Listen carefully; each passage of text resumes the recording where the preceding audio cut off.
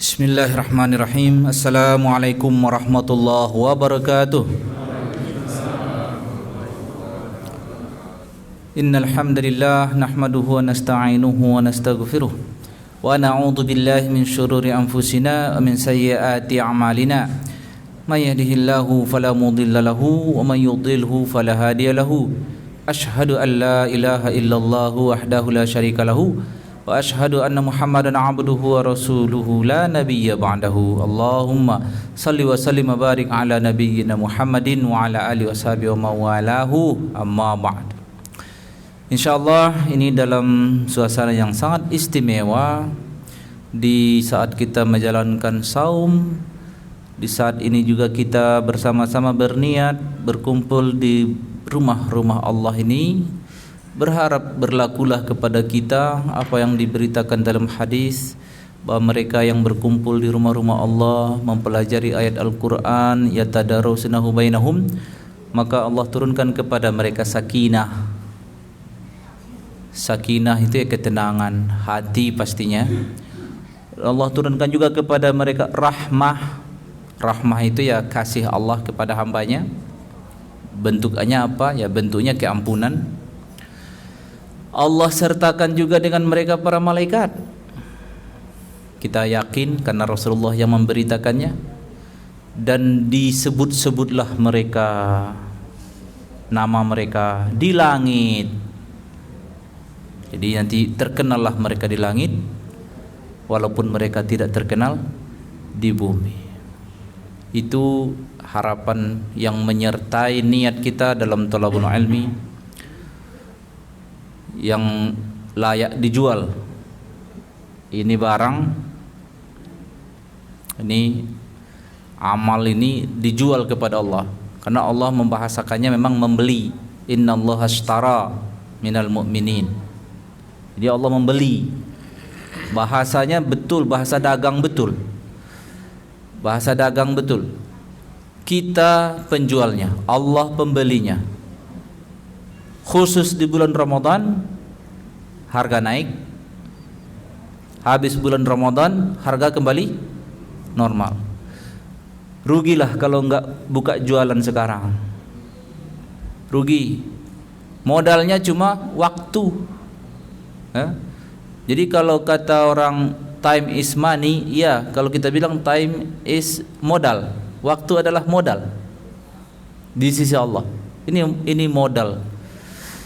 Walaupun enggak berjam-jam kita menjelang di sore hari ini, insyaallah kita akan selesaikan satu ayat dari surat An-Nisa, kajian tadabbur ayat kita. Pada bulan lalu kita masih di ayat 34. A'udzubillahi minasyaitonirrajim. Bismillahirrahmanirrahim. Ar-rijalu qawwamuna 'alan nisa'i bima faddalallahu ba'dahum 'ala ba'd wa bima anfaqu min amwalihim. Sudah kita jelaskan ini uraian ayat ini, review sekilasnya, bahwa ayat ini penting bagi siapapun yang ingin menikah dan yang sudah menikah, yang sedang dalam perjalanan pernikahan. Mana tahu dulu dia belum tahu. Ayat ini sudah sangat penting karena ayat ini membahas tentang hak dan kewajiban suami istri secara umum. Hak suami di ayat ini dijelaskan namanya qawwamah. Qawwamah itu leader, kepemimpinan.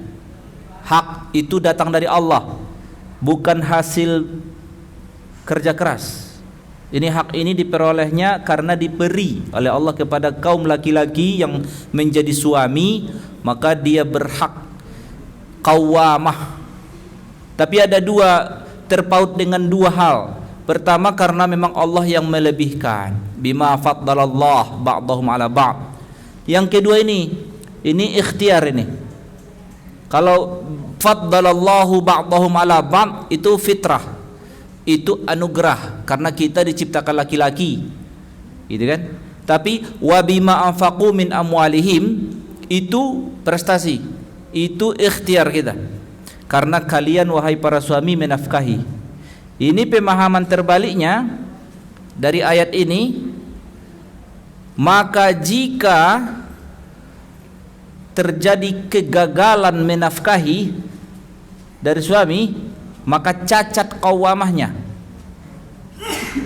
Cacat qawamah itu akibatnya apa? Enggak dosa istrinya minta cerai, berhak secara hukum. Makanya kalau dalam sigat ta'liq itu disertakan hubungannya dengan nafkah itu. Itu nafkah apa aja Ustaz? Ya nafkah zahir aja. Kalau nafkah batin enggak dinafkah gimana Ustaz? Enggak, itu enggak dihitung. Enggak pernah disentuhnya Ustaz. Lancar sih kalau duit, lancar sih Ustaz. Cuma dicoleknya enggak katanya. Enggak ada hubungan intim Ustaz. Gimana itu? Berhak enggak dia minta? Enggak. Jadi wabima anfaqu min amwalim itu hanya dihubungkan dengan nafkah materi saja. Enggak ada dihubungkan dengan nafkah. Yang kata orang nafkah batin itu dihitung enggak? Enggak. Itu. Jadi enggak bisa ditafsirkan ke situ. Lancar sih Ustaz, dikasih duitnya terus, cuma enggak pernah nginep di rumah saya. Enggak bisa Pak. Qawamah tetap masih bertahan pada laki-laki itu. Dan nafkah itu ada ukurannya, ada standar minimalnya, gitu. Nah, kalau penjelasan ulama tentang kondisi seorang suami yang gagal nafkah ini ada dua pendapat. Ada yang mengatakan otomatis putus nikah. Itu enggak kita pakai di Indonesia pendapat itu. Jadi disebut fasakh nikahnya. Seperti misalnya suaminya di penjara atau hilang atau ada batasan-batasan ketentuan lah. Fasakh, tapi kita enggak pakai pendapat ini di Indonesia. Pendapat kita yang kedua, artinya berhak istri itu menggugat cerai. Dan itulah yang dinyatakan di sigat ta'liq. Sigat ta'liq itu adalah pernyataan suami menyatakan cerai dengan status menggantung. Jadi baru lagi saya terima nikahnya dengan mahar sekian dibayar tunai. Gimana Pak Saksi? Gimana Pak Saksi? Sah. Oke, alhamdulillah. Ayo tanda tangan. Bacakan dulu sighah ta'liqnya, kata penghulu itu. Jadi baru lagi selesai akad nikah sudah dinyatakan cerai, tapi menggantung. Cerai menggantung. Gitu. Digantung cerai itu. Apabila saya meninggalkan istri saya selama sekian bulan lamanya, atau saya tidak menafkahi sekian bulan lamanya, lalu istri saya datang ke pengadilan menyatakan keberatan dia dibayarnya sekian, maka jatuhlah talak saya satu kepadanya. Itu pernyataan itu berakibat hukum. Saya enggak baca itu Ustaz waktu itu. Walaupun Bapak enggak baca, Bapak udah tanda tangan di buku nikah itu, udah ikut. Ya, ada di buku nikah itu. Jadi udah satu paket itu. Jadi kalau enggak dibaca juga bukan berarti enggak ada itu, terikat tetap. Itu hukum yang sudah kita positifkan di sini. Sisi positifnya apa? Sisi positifnya yaitu tadi melindungi perempuan. Dasarnya dari mana itu Ustaz? Inilah ayat, inilah dasarnya. Jadi bukan tanpa alasan itu. Ada ayat ini. Nah, karena qawamah itu dihubungkan dengan nafkah. Dan bukan nafkah batin. Nafkah batin itu bahasa masyarakat aja. Di narasi hukum enggak ada nafkah batin. Itu bahasa masyarakat aja. Nah, nafkah itu ya nafkah, duit, kasih makan, kasih tempat tinggal, kasih pakaian, itu nafkah. Jadi kalau bahasa masyarakat nafkah batin, itu bahasa masyarakat aja. Itu bukan istilah hukum. Gitu ya. Yang kita bahasnya sekarang sedang cerita hukum kita nih. Allah menentukan hak nih. Ini hak siapa nih? Hak laki-laki, suami. Kalau hak istri ada fasalihatu qanitatun hafizatun lil ghaibi bima hafizallah. Salihat perempuan yang menjadi istri yang baik itu ya istri yang qanitat, patuh kepada suaminya. Itu tagihannya. Jadi hak suami dipatuhi, kewajiban istri mematuhi. Apalagi kewajiban dia hafizatun lil ghaib, menjaga lil ghaib. Ghaib dimaksudnya suami dia ketika apa yang dijaga ya kehormatannya. Jangan dia masukkan orang ke rumahnya yang tidak disukai oleh suaminya. Hadis Rasulullah mengatakan begitu. Itu. Jaganya itu. Kalau kewajiban ini gagal salah satu dari suami atau dari istri, maka disebut nusuz. Maka suami ada yang nusuz, istri ada yang nusuz. Nusuz itu berarti dia tidak mau lagi dalam pernikahan itu. Itu nusuz, berarti tandanya kewajibannya enggak ditunaikannya. Laki-laki enggak menafkahi misalnya, padahal dia mampu, nusuz tuh. Baru bicara nusuz kemarin. Wallati takhafuna nusuzahunna fa'izun. Nusuz pertama yang dibicarakan di ayat ini nusuz dari pihak istri. Maka oleh suami diminta di sini untuk menasihati, mau'izah. Kemudian tahap kedua hajar. Nah, itu yang kita jelaskan bulan kemarin kan? Dihajar artinya dijauhi dalam kegiatan seksual, bukan dibanting. Ketiga, wadribuhun, pukul. Dan Nabi mewasiatkan tidak ada cerita pukul di muka. Dan ghairu mubarrah, tidak harus melukai, tidak boleh. Bikin lebam enggak boleh. Jadi ini opsi pilihan terakhir, seharusnya enggak perlu dilakukan. Gitu. Dan pernah kejadian di masa Rasul, ada keluhan perempuan ditampar oleh suaminya, protes ke Nabi Muhammad SAW, dibawanya bapaknya. Bapaknya lapor, ya Rasulullah, buah hatiku, aku titipkan ke anak tu, dihantamnya, ditamparnya, aku enggak ridho. Kisos, kata Rasul.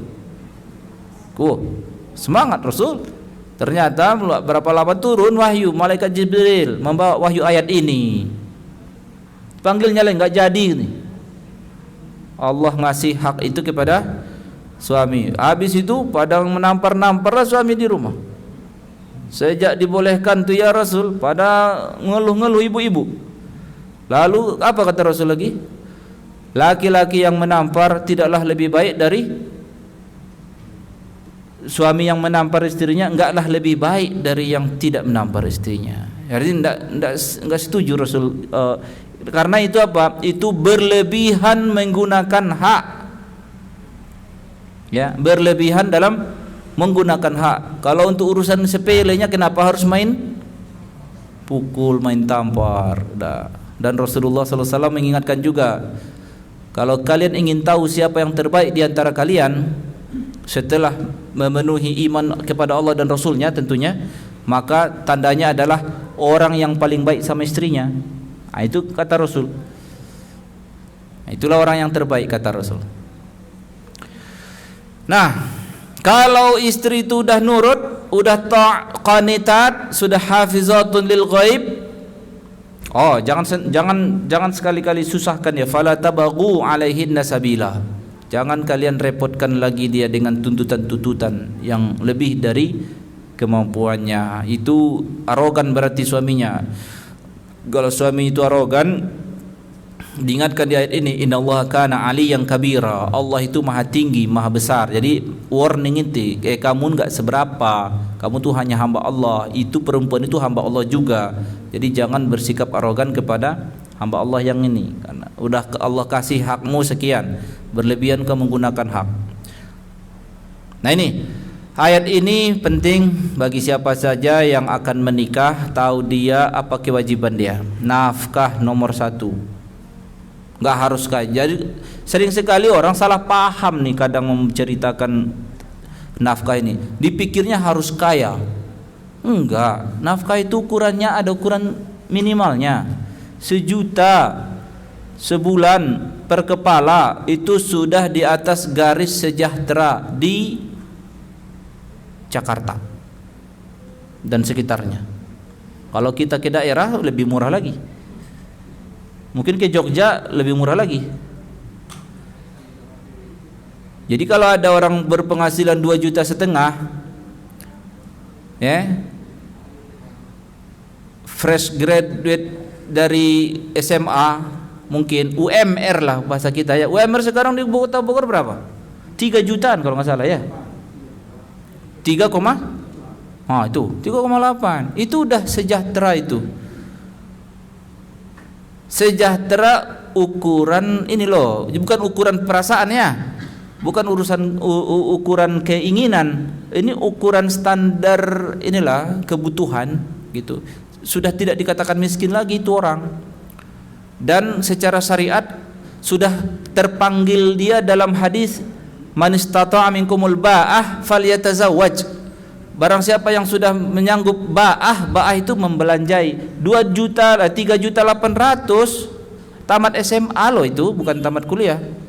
UMR itu kan upah regional itu dihitung dari tamat SMA dan belum punya pengalaman pekerjaan. Itu negara melindungi hak pekerja di situ kan. Bagi yang mempraktekkan, banyak juga sih yang nggak mempraktekkan kan, di bawah UMR gajinya banyak. Tapi kalau benarlah segitu didapatnya, udah terpanggil ini anak muda ini, udah terpanggil dia, udah berlaku kepadanya hadis Rasul tadi, man istata'a minkumul ba'ah falyatazawwaj. 3,8 juta itu dicukup-cukupkannya berdua.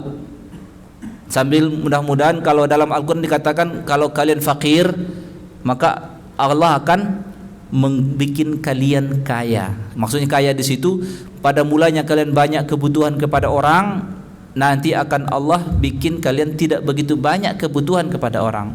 Itu makna yughnihumullah. Jadi jangan bayangin harus gaji 20 juta sebulan baru disebut punya kemampuan ba'ah.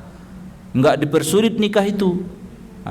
Cuma yang harus dipopulerkan di masyarakat standar minimal nafkah itulah. Negara membatasi UMR itu di atas garis sejahtera itu. Negara membikin garis ukuran kemiskinan lebih buruk lagi dari itu. Kita di Indonesia dihitung miskin itu yang berpenghasilan di bawah 400.000 sebulan. Kalau masih 500.000 penghasilan dia sendiri per bulan, enggak disebut miskin katanya. Itu kalau saya bikin tadi 1 juta itu udah standar dunia, $2 per hari per kepala. Jadi kalau dia punya anak 1 kali 2, punya anak 2 3, 4 sama dia suami 4 kalilah. Kalau enggak sampai penghasilan dia, udah menikah, putus kerja atau berkurang penghasilan, anak 2, istri 1, dia 1, 4, penghasilan cuma 3 juta, miskin dia. Perhatikan, keluarkan ke dia zakat, support ekonomi, support kebutuhannya, dia berhak udah itu.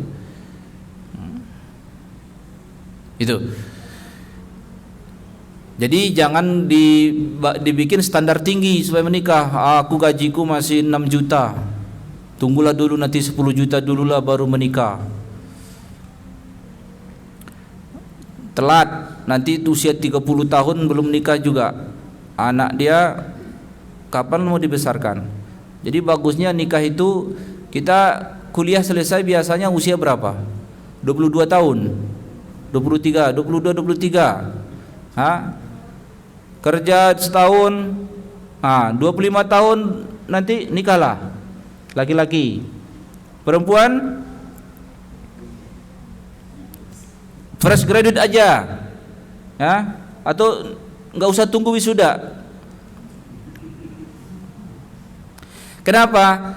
Idealnya memang menurut dulu ada iklan masyarakat itu, waktu aku kecil, iklan di masyarakat itu, usia ideal menikah laki-laki 25 tahun, perempuan 20 tahun, jarak 5 tahun dibikin iklan layanan masyarakat. Dulu aku ingat itu, waktu kecil SD baru-baru bisa baca.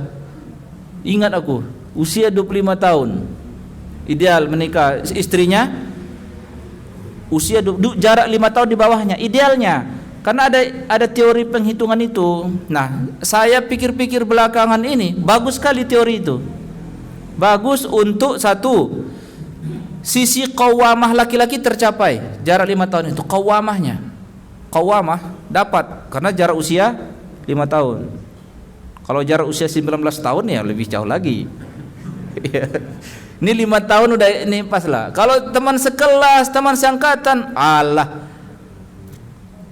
bertengkar kerja kalian di rumah itu nanti, ya kan? Si jarak 5 tahun.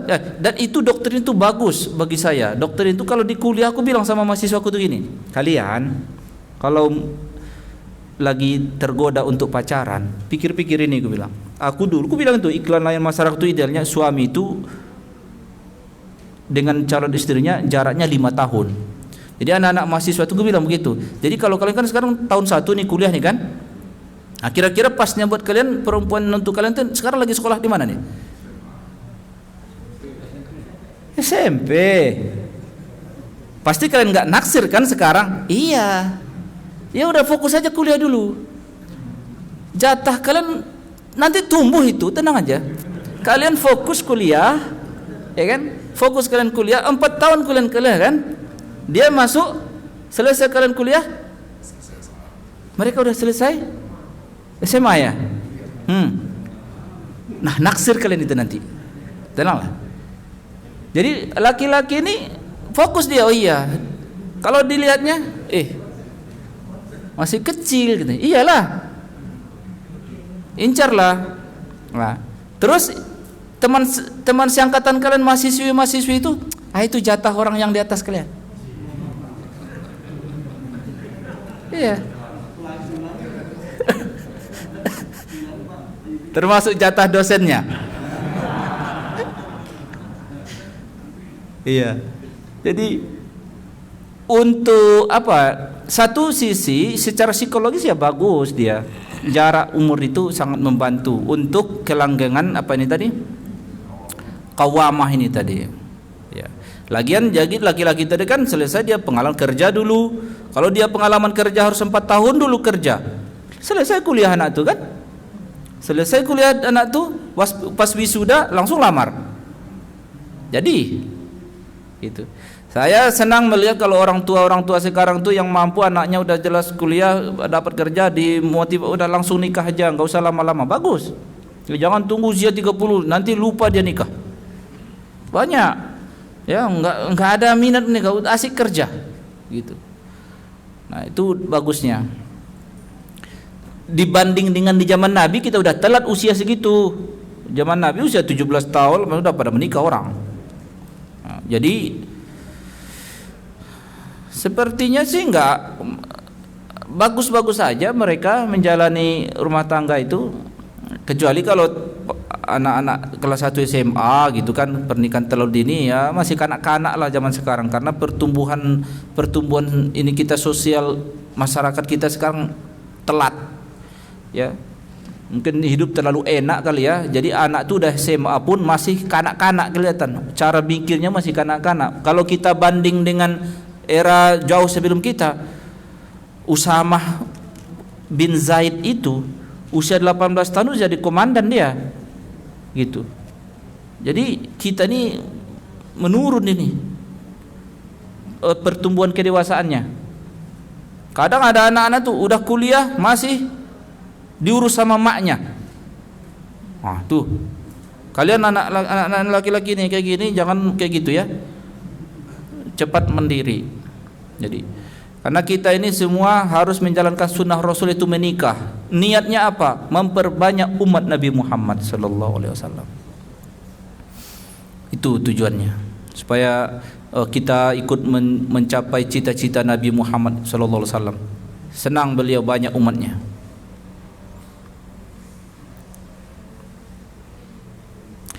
Baik, itu cerita nikah. Ayat berikutnya cerita cerai. Ayat cerita cerai. Wa in khiftum shiqaqa bainihima fab'atsu hakaman min ahlihi wa hakaman min ahliha yurida islahan yuwaffiqillahu bainahuma Innallaha kana aliman khabira. Wa in khiftum syiqaq, kalau kalian khawatir melihat ada syiqaq. Syiqaq itu belah dua. Syaqqa. Kalau ayat wan syaqqatil qamar, terbelah bulan, itu syaqqa, terbagi dua begini.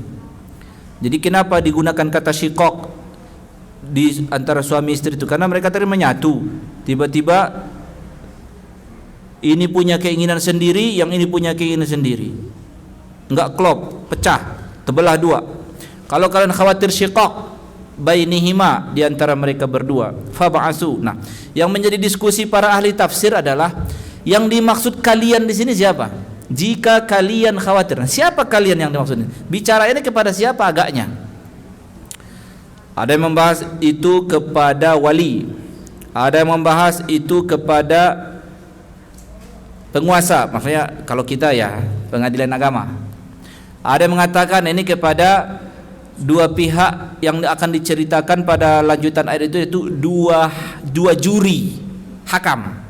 Hakam itu bahasa hakaman min ahlihi wa hakaman min ahliha. Satu juri dari pihak laki-laki, satu juri dari pihak perempuan. Jadi bisa juri itu kayak di main sepak bola kan lebih dari satu juri ya, wasit ya. Itu jadi dalam nikah nih kalau jadi upaya pertama sih sebenarnya segini. Ini filosofinya nanti yang dituju dari ayat ini gini. Mempermudah pernikahan, mempersulit perceraian. Itu teorinya, prinsipnya itu. Ya, mempermudah pernikahan, mempersulit perceraian. Nah, di sini tidak langsung dikabulkan. Asal mau cerai dikit, udah cerai aja. Enggak, ada prosesnya. Kirim satu juri dari pihak keluarga laki-laki dan satu juri dari pihak keluarga perempuan. Nah, ini di catatan para ulama ini terkait masalah pengamalannya gimana nih? Jurinya siapa nih yang pantas nih? Ada ukurannya, nggak asal orang, nggak asal bapaknya mungkin bisa nggak bapaknya? Belum tentu. Tentu di kitab tafsir Al-Qurtubi dikatakan orang yang jadi juri ini harus mengerti syariah, tahu dia ahwal syakhsiyah, tahu dia hukum fikih pernikahan, gitu. Adil, dia bukan fasik, gitu. Berarti nggak harus orang tuanya, Tapi kenapa dari pihak keluarga? Ya paling tidak itu mengindikasikan dia mengerti perihal yang bersangkutan ini. Tapi kan mengamalkan itu sekarang sulit kita. Orang yang tahu hukum fikih pernikahan dikit, ya kan? Makanya solusi akhirnya gimana? Pengadilan agama itulah wujudnya. Makanya siapa yang akan bertugas di pengadilan agama ini? Sarjana Fakultas Syariah jurusan ahwal syakhsiyah. Nah, di kita Indonesia itu dari dulu sudah, ketika sudah dibikin undang-undang KH itu, maka serta-merta didirikan Institut Agama Islam yang akan sarjananya nanti untuk menangani ini. Institut Agama Islam dulu, sekarang UIN. Di situ fakultasnya ahwal syakhsiyah, khusus untuk ngurusin nikah, talak, rujuk, waris, gitu. Ahwal syakhsiyah. Itu sarjananya. Nah, pengadilan agama yang di Jalan Soleh, bukan Muhammad Kiai Haji Abdullah bin Nuh tuh, situ tempatnya. Makanya pengamalannya nanti kalau ada orang mengajukan gugat, ya, gugat cerai, kalau dari perempuan gitu, atau laki-laki mendaftarkan, maka tahapan-tahapannya yang dilakukan oleh hakim adalah pemanggilan dulu. Pemanggilan ini untuk mendengarkan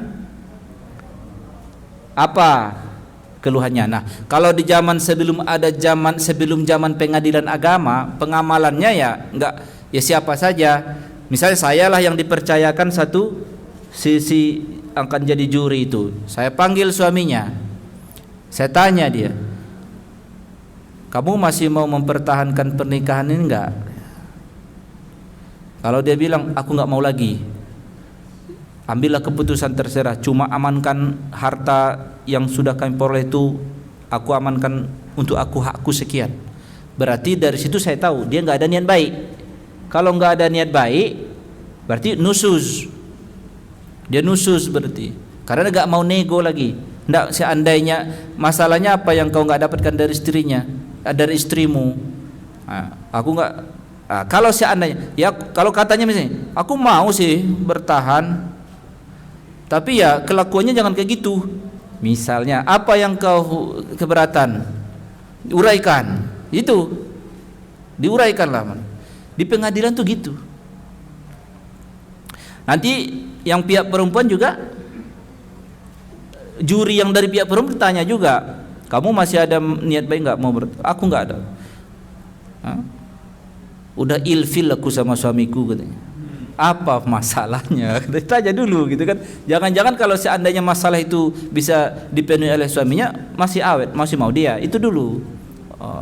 Kalau misalnya dia udah nggak ada lagi keinginan, walaupun nggak ada tawaran-tawaran, misalnya kalau misalnya aku mau, tapi belanjaku harus disetor sekian juta sebulan, 50 juta katanya. Oh, ya udah, dapat dia data kan? Nanti tinggal ditanya suaminya. Nanti karena ini kan dua hakam nih, dua juri prakteknya. Nanti keputusan itu ketemulah aku sama juri yang satu lagi. Gimana? Di sana tuntutannya apa? Di sini tuntutannya apa? Di situ. Nanti kalau praktek hakam ini pada akhirnya ini suami dan istri harus sudah ridho apapun keputusan kami berdua. Keputusan kami berdua. Udah kalau kayak gitu namanya nggak ada harapan baik antara mereka berdua. Kita tetapkan cerai saja. Nah, yang menjadi masalah hukum adalah kalau kami vonis cerai, ya kan? Kalau kami vonis cerai, ini cerai apa namanya? Karena cerai itu ada cerai yang bisa rujuk, ada cerai yang tidak bisa rujuk. Nah, kalau di ketentuan di fikih itu dilihat, kalau permintaan itu dari perempuan, dan dia mau merelakan sebagian hak dia asal yang penting cerai, dan laki-laki tidak ada niat untuk bercerai, maka ini dinyatakan khulu'. Khulu' ini akibatnya adalah tidak bisa rujuk lagi. Makanya nanti kalau dalam proses pengadilan itu akan ditanya itu. Biasanya sih dipanggil laki-lakinya, ini suami istrimu nggak mau lagi, tapi ya kita juga nggak tahu kemudian hari ya kamu punya inisiatif nggak mau ini menyatakan cerai. Nah, kadang di sini ada dihubungkan orang dengan akibat harta gono gini. Sebenarnya nggak ada hubungan eratnya. Ini karena dihubung-hubungkan orang aja. Nanti kalau misalnya aku yang menggugat cerai, si suami misalnya, kalau suami datang menggugat cerai, nanti istri aku nanti berhak dia mendapatkan daya tawar yang tinggi. Maka kadang laki-laki itu kalau udah kalau mau cerai kau lapor saja, sana daftarkan ke pengadilan, aku nggak mau. Maksud si laki-laki ini supaya dia yang punya daya tawar yang tinggi, biar perempuannya nggak bisa misalnya pas bagi-bagi harta nanti kalah daya tawarnya, itu kan. Ya kalau perempuan dia lihat di situ nggak ada harta, dilaporkannya lah, nggak ada harta yang diharapkan pun katanya kan. Nah nanti prosesnya itu begini, dikirimlah surat panggilan. Nah nanti diketahuilah si laki-laki ini dipanggil juga, walaupun perempuan yang mengajukan namanya gugat cerai. Gugat itu khulu itu nanti akibatnya ada juga gugat cerai gugat, aku lupa istilahnya, cuma kalau laki-laki yang mendaftarkan ada namanya, kalau perempuan yang mendaftarkan ada namanya. Nah tapi dua-duanya dipanggil ada jadwal, terjadwal sekian, bayarannya sekian, terjadwal dipanggil sekian. Nanti laki-laki kirim surat. Nah kalau laki-laki ini nggak datang, maka berarti ini nusuz, dia berarti tidak ada niat baik. Kadang kalau mereka memang sudah niat cerai, nggak ada niat memang biar cepat keluar akta cerai katanya, ya udah nggak usah datang katanya, biar si hakimnya segera memvonisnya. Yaitu, nah, hakim yang menjadi hakim ini pun ada kode etiknya juga, ada kode etiknya, dan mereka harus pastikan surat panggilan itu sampai kepada yang bersangkutan. Gitu. Yang menjadi seru itu kadang tiba-tiba terbit surat cerai, nggak tahu suaminya. Itu gimana itu? Kok bisa terjadi itu? Ada pengalaman seperti itu kan? Terbit surat akta cerai dari pengadilan, suaminya nggak tahu. Ternyata diproses sama mereka semua. Kejadian ini ada beberapa kali terjadi. Nah, ini pelajaran-pelajaran semacam ini ya perlu diketahui. Cuma masalahnya ada kejadian baru-baru ini. Hasil data dari BPS, Badan Pusat Statistik Nasional, merilis tahun 2022 ini merilis angka perceraian itu di atas 440.000 nasional. Padahal tahun 2019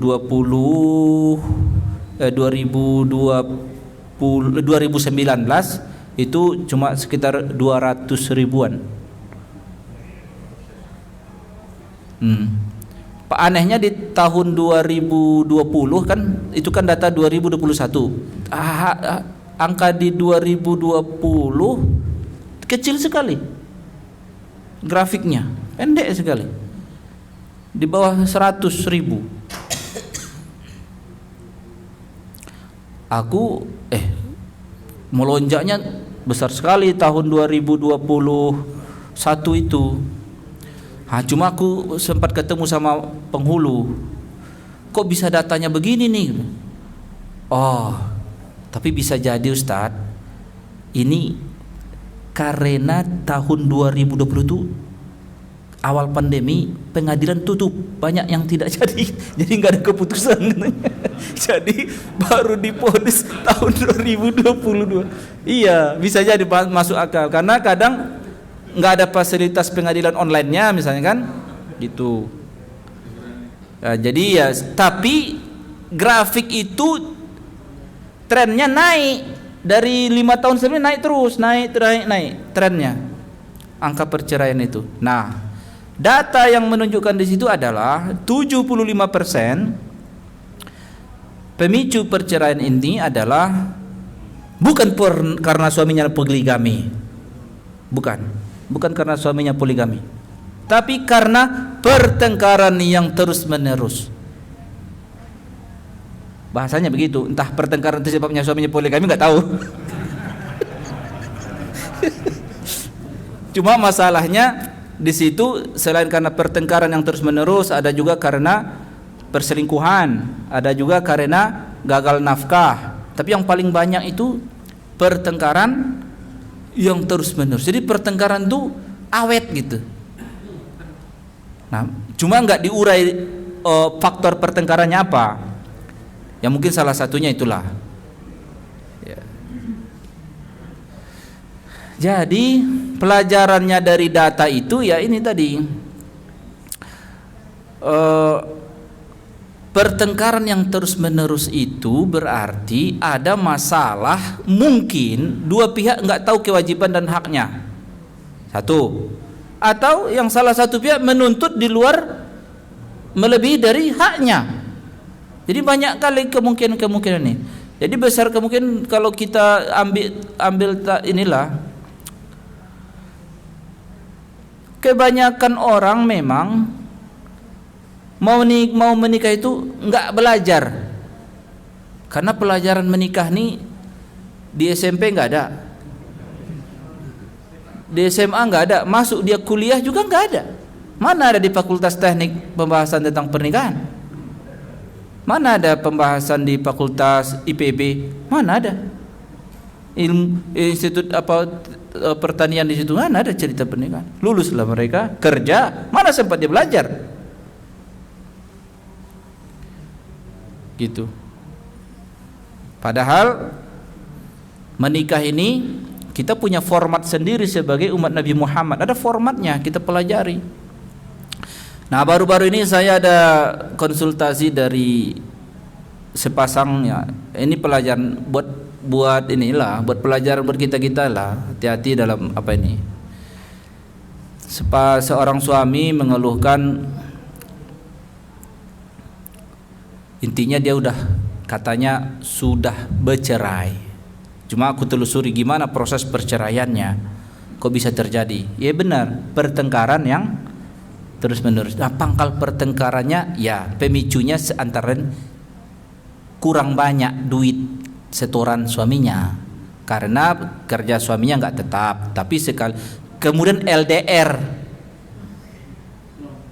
long distance relationship istilahnya kan. LDR itu kerja suaminya sering di tengah laut ngebor minyak. Ya biar tahulah orang-orang kalau kerja di sana kan pulang 3 bulan sekali mungkin. Komunikasi tak lancar. Nah, istri ini pun, si perempuan ini pun nggak tahu juga dia kewajiban dia. Asal tak enak dikit berontak dia. Si suami ini pun tak berwibawa pula. Berlipat-lipatlah udah masalah tuh. Suami nggak berwibawa, istri nggak tahu kewajibannya. Pangkalnya hanya karena suaminya tidak punya duit untuk melunasi tagihan mobil istrinya. Bukan karena miskin, bukan miskin. Hanya karena kecewa, berarti suamiku nggak peduli sama aku. Tambah kondisinya nggak ada anak.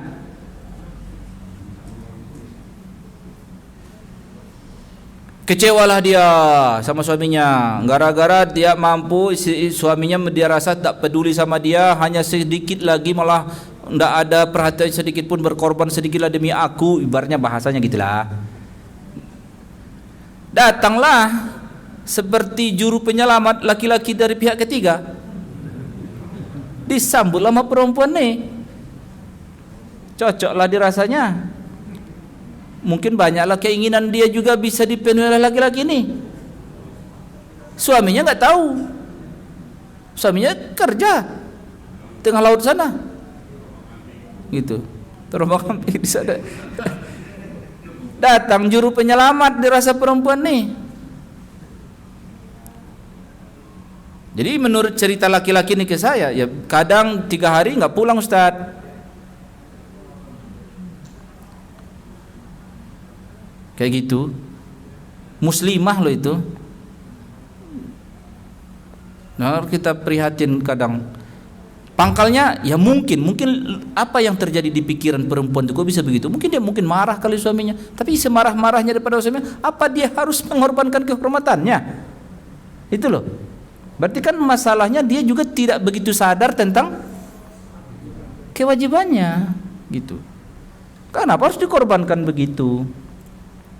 Sampai akhirnya mungkin udah begitu dekatlah rasanya, mungkin laki-laki ini udah menawarkan kita nikah aja. Ya udah kalau gitu diproseslah perceraian, dibantu sama laki-laki pihak ketiga inilah dengan pengacara yang dibiayainya sampai terbit surat cerai.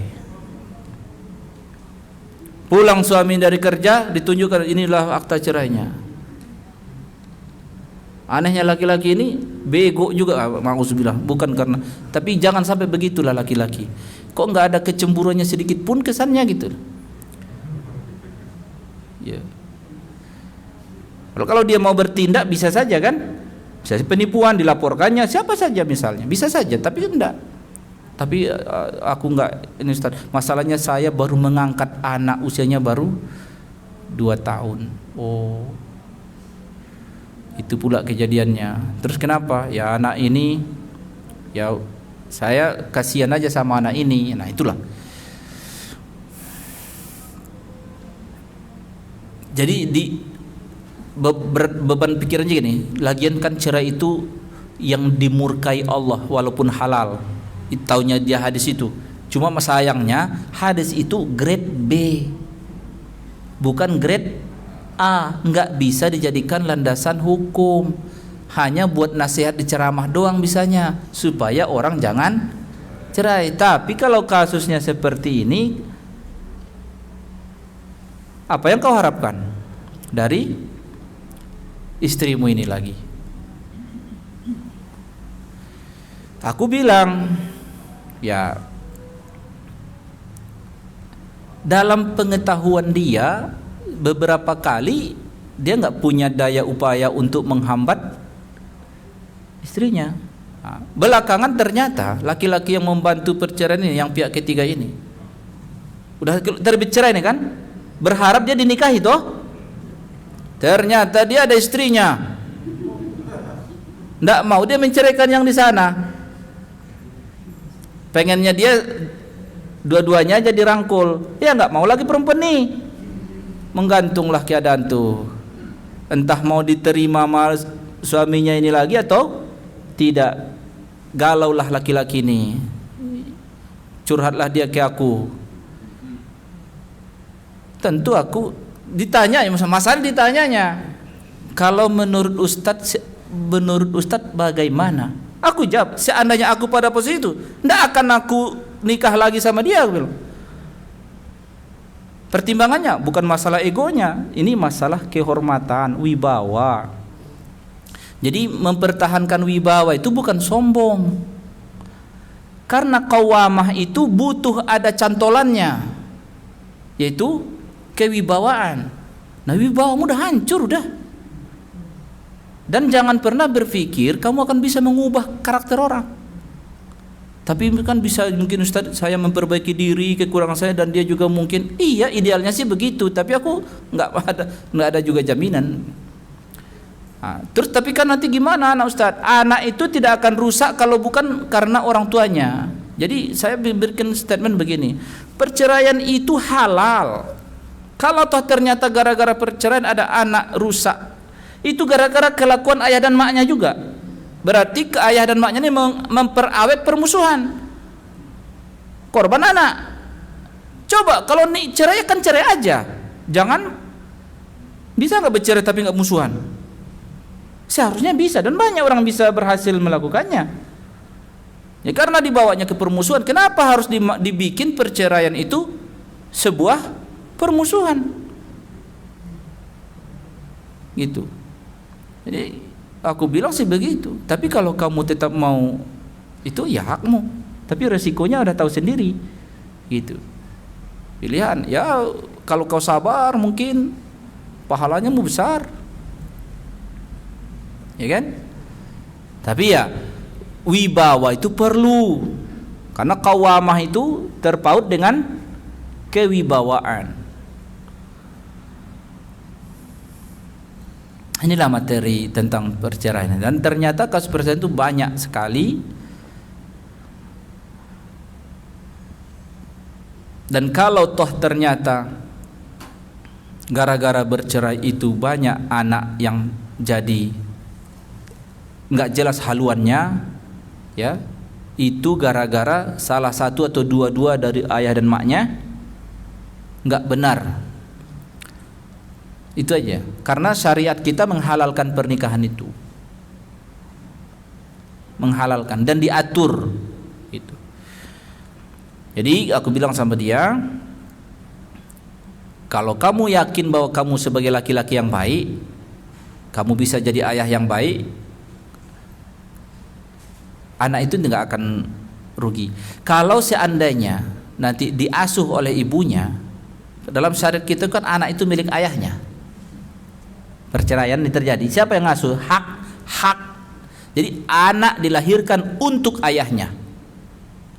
Biar tahu kita nih laki-laki ini kan, anak itu dilahirkan untuk ayahnya.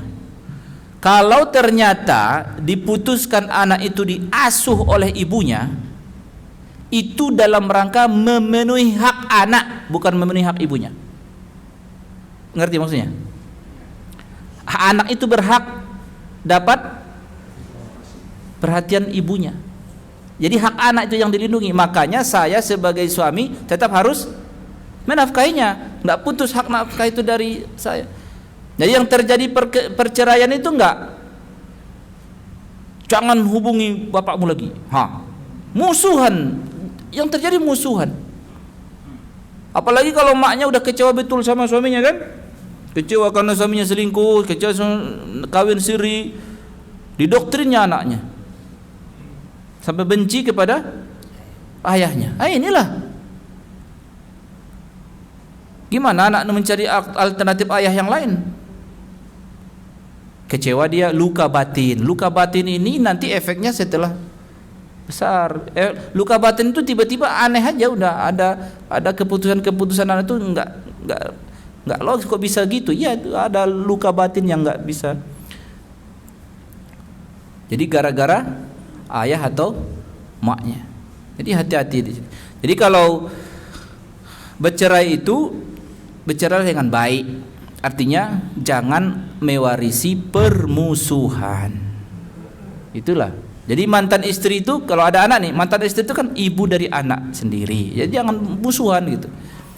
Jadi yang putus itu apa? Ikatan nikahnya itu yang putus. Jadi hak kewajiban nggak ada lagi. Hak menafkahi istri nggak ada. Mantan istri nggak perlu dinafkahi lagi, ya kan? Mantan istri nggak perlu patuh kepada mantan suami lagi, ya nggak ada lagi ikatan itu gitu. Kalau hak nafkah anak ya tetap nggak ada cerainya antara orang tua dan anak, nggak ada cerainya. Ini penting, harus diwaskan. Siapapun nanti bapak-bapak mana tahu ada curhat, entah ponakan, entah anak teman, entah siapalah, dan harus ada obrolannya, harus ada teman berbicara, jangan dipikir sendiri. Jadi bapak punya ada modal lah untuk memberi masukan. Nah, bapak yang kuceritakan tadi, ya, itu kejadiannya tahun 2020 dan pertengkaran yang berketerusan itu berarti sejak tahun 2019. Malu dia menceritakan. Sampai sekarang 2020 baru diceritakannya ke orang tuanya. Loh, berarti selama dari tahun 2020 ke tahun 2022 dia pulang ke rumah itu. Ngapain kalian di rumah itu? Ya aku beda kamar, dia beda kamar. Apa jadinya nih? Kalian kan bukan suami istri lagi. Tapi kan ada anak, Ustaz. Nah, coba aja. Hidup tuh pedomannya perasaan gitu loh. Enggak, kan kita ada pedoman syariat, ada aturan halal haram di kita. Jadi 2 tahun tuh kayak gitulah. Jadi rumah itulah yang perempuannya pergi dengan dia bengong aja sebagai laki-laki. Aduh, nah, itu kejadian. Jadi aku sampaikan ini untuk pelajaran, bukan untuk merendahkan martabat orang. Aku juga nggak menyebutkan identitasnya, cuma itu boleh untuk dijadikan sebagai pelajaran tanpa menyebutkan identitas yang bersangkutan. Cuma pelajarannya diambil. Itu. Aku nasihati dia, dan dia mengaku, benar Ustaz, di awal pernikahan kami dulu tidak ada pikiran-pikiran bagaimana format keluarga. Iya, setiap orang menikah itu harus ada kesamaan persepsi dari awal. Format rumah tangga kita nggak ada alternatif lain kecuali sesuai syariah. Sebagai setiap muslim harus dipahamkan itu. Kalau niat nikah, samakan persepsi dengan calon pasangan. Format keluarga kita kepatuhan kepada syariah ini. Itu harus diingatkan. Yurida islahan yuwaffiqillahu bainahuma. Kalau mereka berdua masih ada niat baik untuk saling tawar menawar hak dan kewajiban, nah islah di sini terjadi, boleh kok. Bagaimana supaya pernikahan enggak jadi cerai? Tapi aku mau, tapi uang belanjaku ditambah, kata istrinya. Tapi suaminya mau, bagus, enggak masalah. Enggak perlu harus misalnya berarti aku diatur oleh istri. Enggak, ketika kamu memang dengan niat baik. Oh ya, kalau dia minta uang belanja nambah ya udah, kan kamu mampu. Kecuali kalau tidak mampu. Gitu. Ya tapi aku juga mau, tapi keuangan harus terbuka. Suami aku enggak pernah terus terang. Ya udah, nego lah. Gimana baiknya? Itu hal yang boleh, ya. Di sini ditambah, di sini dikurangi, boleh, silahkan. Kalau tercapai, kalau Allah yurida yuslaha yuwaffiqillahu bainahum, akan Allah klopkan lagi mereka, nggak jadi cerai berarti. Tapi kalau memang nggak ada titik temu, udah, jangan dilama-lamain. Nanti kezaliman yang berkelanjutan di rumah tangga itu. Innallaha kana aliman khabira. Sesungguhnya Allah Maha tahu, Maha khabir. Maha tahu. Dua kali kata alim dan khabir di situ. Jadi ayat kita ini sampai ayat 35. Dua ayat 34 dan 35 itu urusan nikah dan cerai. Baik, saya rasa satu ayat aja kita hari ini insyaallah. Kalau ada yang mau ditanyakan silakan. Iya. Waalaikumsalam warahmatullahi wabarakatuh.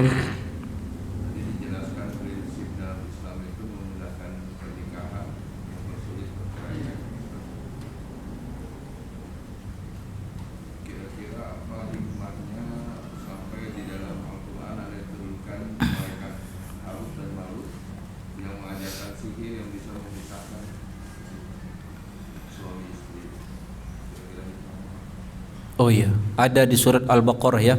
Wattaba'u ma tatlus syayatinu ala mulki Sulaiman ya. Fayata'allamuna minhuma ma yufarriquna bihi bainal mar'i wa zaujih. Lalu orang-orang mempelajari dari dua malaikat itu satu ilmu, lalu mereka salah guna ilmu itu. Ilmu ini ya ilmulah Allah turunkan, bukan sihir, ya ilmu juga, tapi ilmu juga. Lalu salah guna ilmu ini. Fayata'allamuna minhuma ma yufarriquna bihi bainal mar'i wa zaujih. Yang bisa dengan ini dipeletnya entah diguna-gunanya sepasang suami istri jadi cekcok lalu cerai. Apa hubungannya? Iya, hubungannya mempersulit perceraian itu hikmahnya sih besar karena dalam pernikahan itu banyak kebaikan yang kita peroleh. Ya kan, ibaratnya gini. Kenapa disebut pernikahan itu kesempurnaan agama? Karena banyak di situ barang yang berupa amal-amal yang besar harganya dijual kepada Allah. Yang enggak dapat amal itu di luar pernikahan. Banyak amal-amal yang ini barang hanya bisa kita peroleh dalam pernikahan. Jadi dipersulit perceraian itu ya karena peluangmu hilang nanti. Amal sabar, ya, amal memaafkan, nafkah pasti, ya kan, pengorbanan waktu dan capek itu kan. Nah, belum lagi mendidik anak, banyak amalnya. Ini barang mahal ini, dijual kepada Allah laku harga mahal tuh. Jadi kalau kau cerai, hilang kesempatan ini. Gitu kan gitu. Kasih sayang juga, mengekspresikan kasih sayang itu kan bisa dijual itu kepada Allah gitu. Dan kalau kau cerai ya hilanglah peluang ini. Jadi dipersulit perceraian ini. Hubungannya dengan itu tadi ya itu kan karena ayat menceritakan mengguna-guna orang sampai begitu kan itu perbuatan dosa. Enggak boleh. Karena bukan keinginan mereka. Bukan keinginan mereka. Jadi yang berdosa, jadi pelaku yang mengamalkan menceraikan itu pihak ketiga tadi, laki-laki itu dibantunya semua kan, biar bercerai kau semuanya. Itu tuh karena dia nggak ada niat baik buat apa nih, dia memuluskan selera dianya biar aku bisa nikah sama kau ya biar kurus katanya. Dia pelaku yang murid Harut Marut deh. Jadi gayanya bukan pakai guna-guna, pakai duit sewa pengacara itu. Jadi dipersulit bercerai itu. Jadi kalau guna-guna itu tadi yang diceritakan di surah Al-Baqarah tentang apa itu perbuatan dosa memang. Enggak boleh. Diajarkan juga. Salah guna sebenarnya. Ibaratnya ginilah. Ilmu ini bagus kalau tepat guna. Tapi ketika disalahgunakan jadi celaka. Kayak ilmu IT-nya itu kan. IT itu bagus kan? Kita membangun server, connect internet, digital, dunia security. Tapi kalau salah guna di hackernya, digunakannya buat maling bisa. Jadi ibaratnya kayak gitulah ilmu yang diajarkan itu. Dalam ayat itu konteksnya mencela. Enggak baik dia. Memprovokasi orang supaya bercerai karena dia mempercepat. Jadi orang udah ibaratnya ada bensin tinggal mantik pakai api, nggak boleh. Makanya 3 kali kalau nggak salah di pengadilan agama itu pas 3 kali kedatangan baru Itu pun hikmahnya kenapa dikasih 2 kali hak rujuk. Iya, saking ada upaya 2 kali hak rujuk. Mana tahu nanti berubah pikiran kan? Setelah habis masa rujuk periode rujuk habis. Kan masa iddah kan? Periode 3 kali haid habis, lewat. Masih bisa nikah. Dari nol lagi. Gitu. Saking tetap ada upaya, itu hikmah, diupayakan tetap dalam pernikahan. Dan ini jugalah daya tawar laki-laki kalau dia mau poligami. Banyak laki-laki gitu kan. Perempuan jadi dilema jadinya, minta cerai. Jadi ini, tapi suami udah kawin lagi, ya udahlah, ridho aja itu. Banyak. Tapi yang baik dalam kondisi itu siapa yang baik berarti? Perempuan. Laki-lakinya berlebihan menggunakan hak. Berlebihan menggunakan hak. Dia enggak, dia bilang berlebihan aja. Hak dia memang boleh dia nikah lebihan, tapi ya berlebihan aja. Tapi kalau dia ada niat yang lain, wallahu alam. Jadi kalau ada kawan-kawan kita misalnya menikah lagi, ya mudah-mudahan niatnya baik. Dijaganya jangan sampai dizolimi. Tapi perasaannya kecewa Ustaz. Nah kalau kecewa itu belum tentu dizolimi. Urusan perasaannya itu kan, gitu. Ada yang lain? Ya. Waalaikumsalam warahmatullahi wabarakatuh.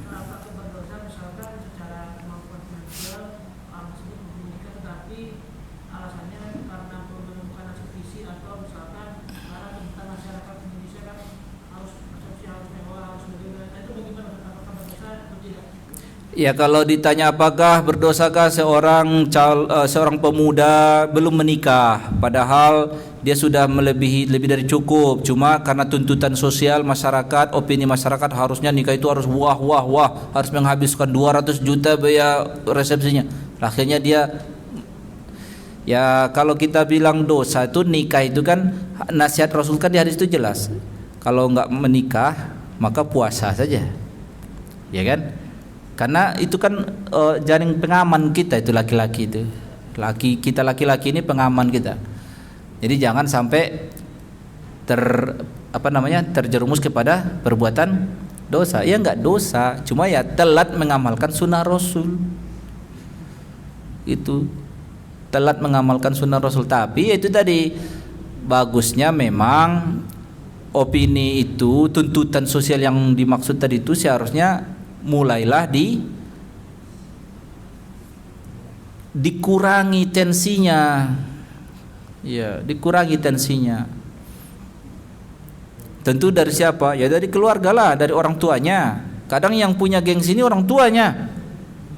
Ya kan? Kita kan dulu kakakmu nikah di gedung ini sekian, masa kamu cuma pakai tenda doang? Misalnya kan itu udahlah. Kalau nggak pergi ke luar negeri, nikah di sana pasti nggak banyak tuntutannya, ya nggak? Pulang sudah jadi ya kan? Ya nggak dosa sih nggak lah, cuma ya telat aja mengamalkan sunnah Rasul itu kan. Peluangnya sudah ada, kok nggak diambil gitu. Ada yang lain tadi? Ya tadi Pak. Waalaikumsalam warahmatullahi wabarakatuh.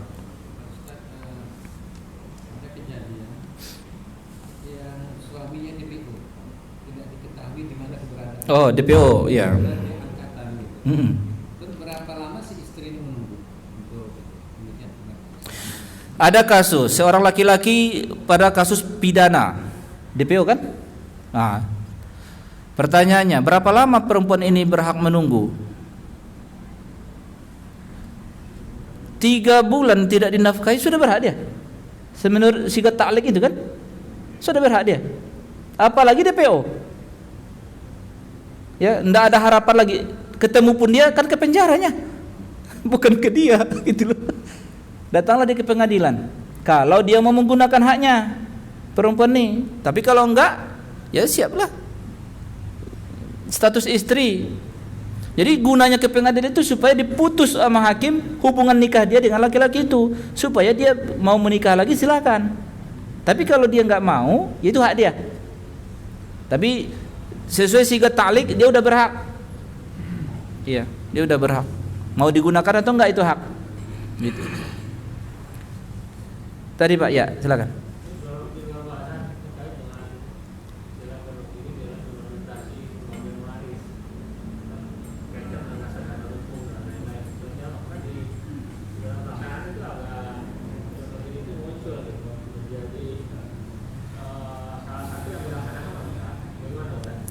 Ini tentang waris Pak Ustadz, bahwa dalam orang membicarakan waris tiba-tiba di tengah-tengah pembicaraan muncul tema gonogini. Itu gimana kedudukan hubungan gonogini dengan waris Ustadz?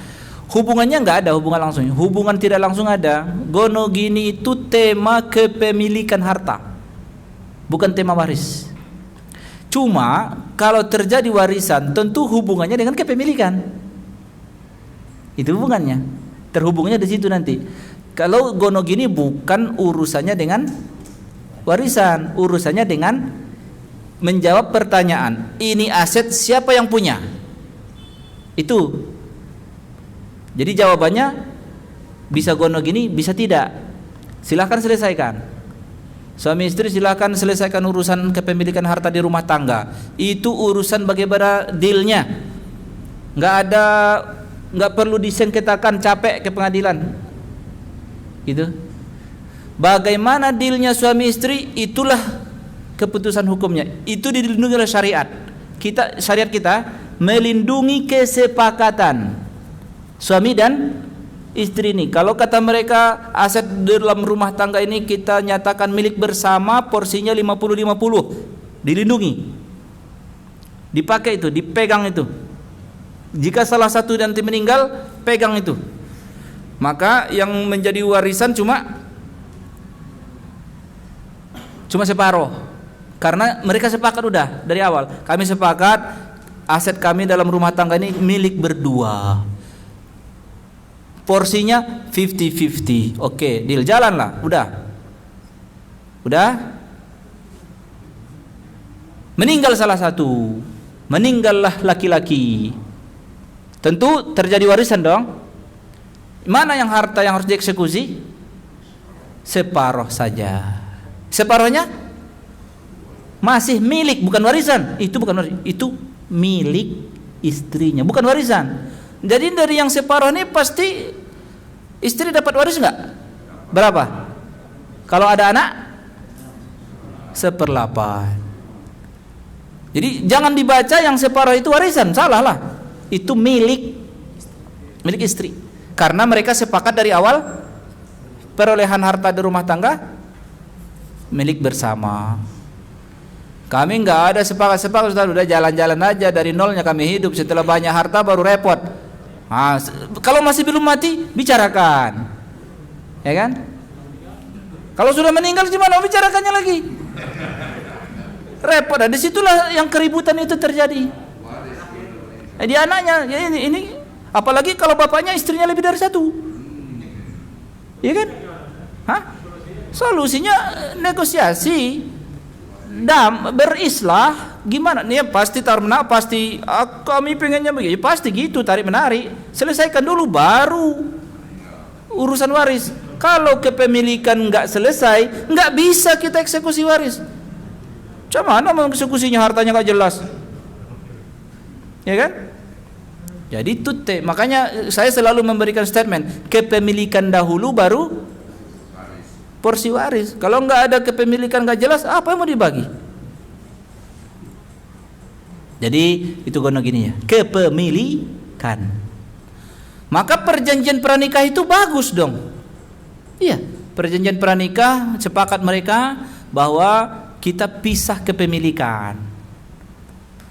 Ya kan? Pisah kepemilikan statusnya. Jadi kalau aku beli mobil, BPKB-nya atas nama aku berarti hartaku. Beli rumah, STP rumahnya milik istri berarti milik istri full. Gitu. Karena kami sudah menyepakati dipisah. Laporan pajak terpisah. Kalau aku mau mengajukan pembiayaan ke bank, Enggak perlu tanda tangan istri, aku sendiri saja. Seandainya nanti aku terjadi apa segala harus disita, hanya hartaku saja, harta istri tidak. Itu hikmah apa sisi positifnya perjanjian pranikah yang memisahkan kepemilikan. Meninggal salah satu, jelas juga kepemilikannya. Kalau selama ini dalam hidup aku belikan hadiah satu buah mobil buat istri, maka mobil istri. Kalau tidak begitu, milik bersama, semua milik bersama. Beli HP milik bersama, beli tablet milik bersama, baju kuning pun milik bersama.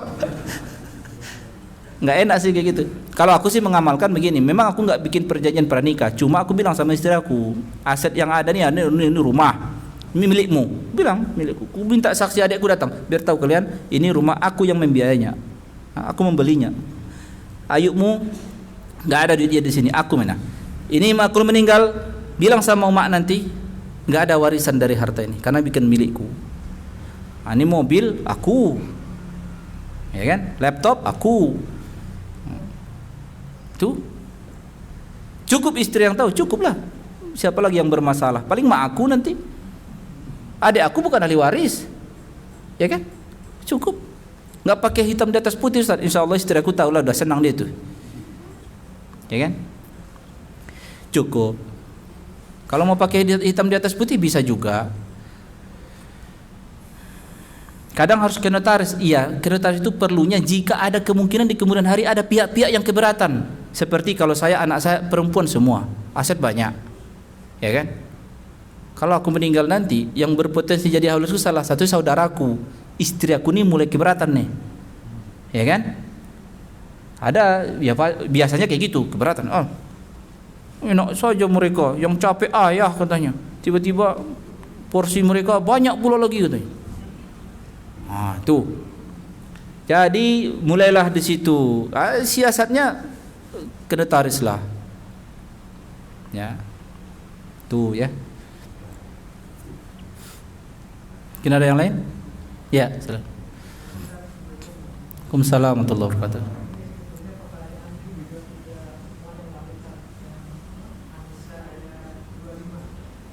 Iya. 25.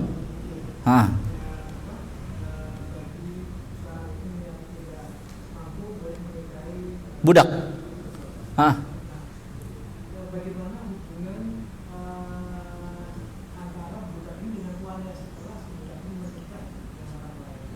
Atas izin budak majikannya. Kan di ayat itu juga bilang, faqiyun bi izni ahlihinna. Dengan izin majikannya. Tetap. Kalau tidak dinyatakan merdeka oleh majikannya, tetap budak. Iya pasti. Itu aja. Ya.